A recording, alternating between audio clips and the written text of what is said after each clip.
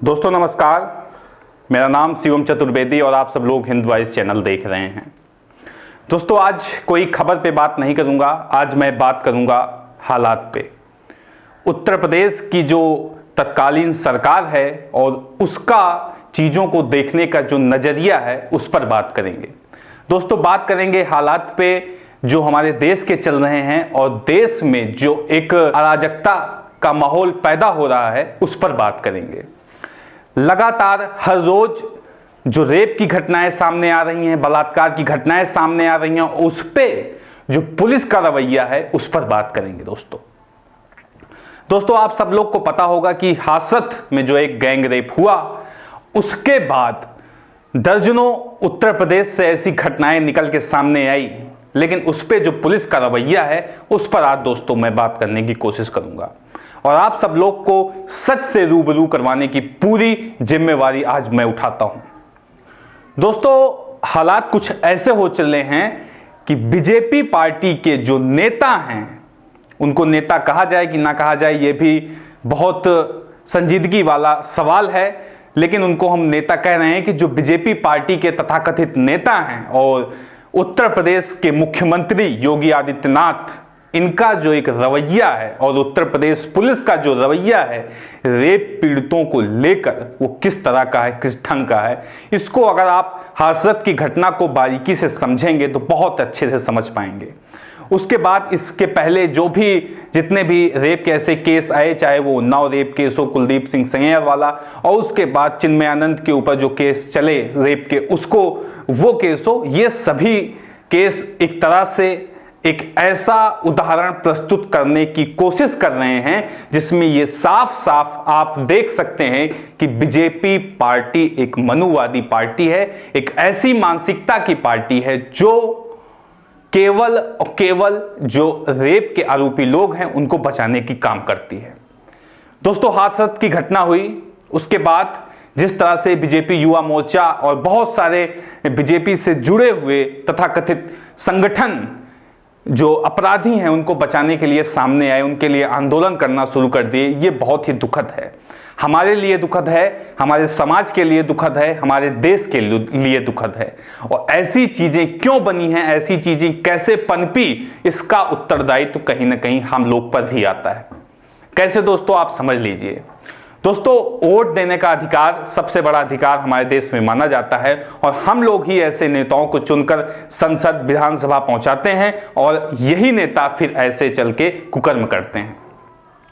दोस्तों अभी आज की खबर है, आप सब लोग को मैं बता दूं कि जो उन्नाव रेप केस था जिसमें कुलदीप सिंह सेंगर जो बीजेपी से विधायक अभी भी हैं, पार्टी से हटा दिए गए लेकिन विधायक अभी भी हैं, उन्हें बचाने में जो जो अधिकारी सीबीआई में प्रमुख रूप से भूमिका निभाए थे उन सब लोग का बाकायदा प्रमोशन किया गया योगी सरकार द्वारा। समझिए आप बात को कि रेप विक्टिम जो थे उनको तो न्याय अभी तक नहीं मिल पाया, लेकिन जो भी अपराधी थे उनको बचाने में जिस अधिकारी ने भूमिका निभाई थी उन सबको प्रमोशन मिल गया। ये कितनी अजीब सी बात है दोस्तों, इसको सोचोगे आप तो कितनी अजीब सी बात निकल के सामने आती है कि वो सरकार जो लगातार इस बात का ढिंढोरा पीटती है कि हम रहेंगे तो अपराध नहीं रहेगा, ये सरकारें इस तरह का कृतज्ञ करती हैं, रेप के जो अपराधी हैं उनको बचाने का काम कर रहे हैं, तो आप समझ लीजिए ये सरकार कितना ज्यादा संवेदनशील है। दोस्तों आप सब लोग को पता होगा बलिया जिले के एक विधायक हैं, बीजेपी से विधायक हैं, उनका भी कुछ दिन पहले वीडियो वायरल हुआ जिसमें उन्होंने जो हासरत की लड़की थी उसके ऊपर सवाल खड़ा करते हुए ये तक कह दिया कि गलती लड़की की थी।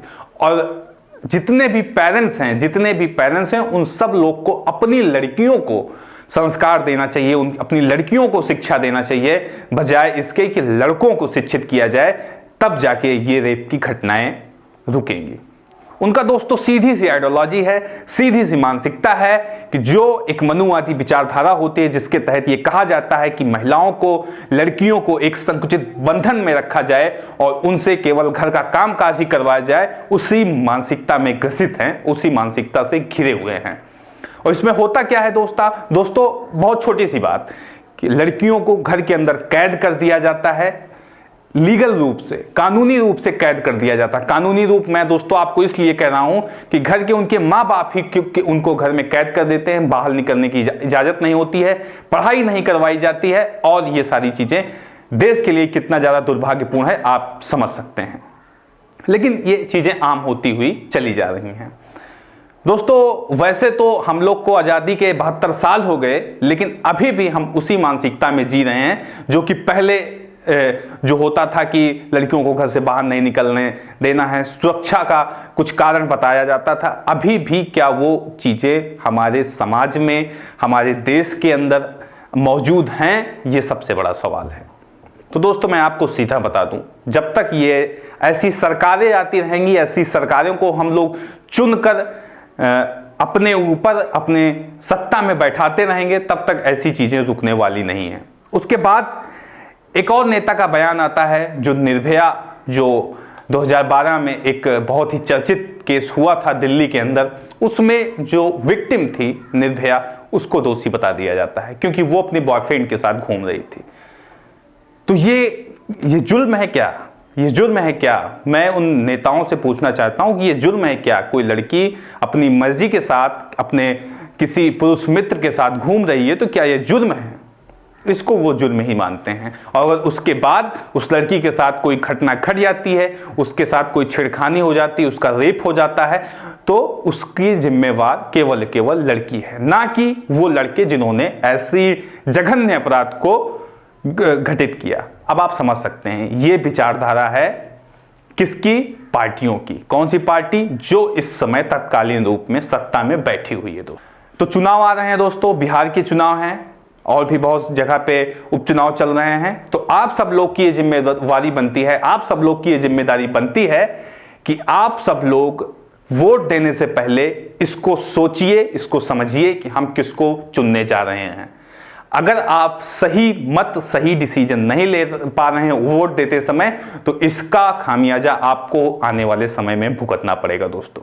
आज की कोई खबर नहीं थी, सारी खबर आप सब लोग के पास पहुंच ही चुकी होगी। हासरत की तरह तरह के वीडियो हम लोग इस पे बनाए हैं, तो सारी खबर आप सब लोग की पहुंच चुकी होगी। लेकिन आज एक विचार था, एक हमारी इच्छा हुई कि आप सब लोग से कुछ बातें साझा की जाए, तो मैंने कर दिया। बाकी आपकी मर्जी है कि आप किसकी तरफ जाते हैं। ऐसे लोगों की तरफ जो कि रेप, बलात्कार, चोरी, डकैती, हत्या, इन सब चीज को बढ़ावा दे रहे हैं, कि एक सोची समझी सुसज्जित सरकार आप चाहते हैं। आपका क्या मत है दोस्तों, वो आपके ऊपर डिपेंड करता है।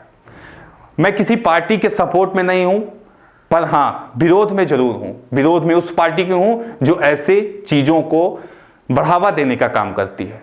तो आप अपना मत देते समय विवेक का इस्तेमाल करें और जरूर से जरूर सही व्यक्तित्व को चुनें। तो दोस्तों ये बात यहीं तक थी। आपको कैसी लगी मेरी राय, इसको कमेंट बॉक्स में जरूर बताएं। साथ ही साथ वीडियो को लाइक करें, चैनल को जरूर से जरूर सब्सक्राइब करें दोस्तों, और वीडियो को ज्यादा से ज्यादा शेयर करें। और वीडियो को जितना आप लाइक करेंगे, YouTube की तरफ से प्रमोशन मिलेगा और ये वीडियो ज्यादा से ज्यादा वायरल हो पाएगी दोस्तों। मिलते हैं इसी तरह किसी और खबर के साथ, तब तक के लिए नमस्कार।